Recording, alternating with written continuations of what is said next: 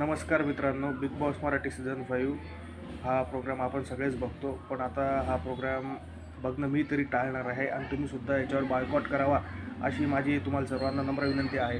कारण की याच्यामध्ये सगळे डिसिजन आणि जेवढे पण फैसले घेतले आता ते निक्कीच्याच साईडने असतात. निक्की कितीही चुकली तरी तिला शिक्षा वगैरे काहीच नाही. एक साधी सिंपल शिक्षा करून द्यायची, संपला विषय. ती कुठलाच टास्क, प्रत्येक टास्कमध्ये ती कटकट घालते. सिनियर लोकांचा आदर ठेवत नाही, काही नाही, कोणालाही घालून पाडून बोलते. निकीने आर्याचा दोनदा बाप काढला.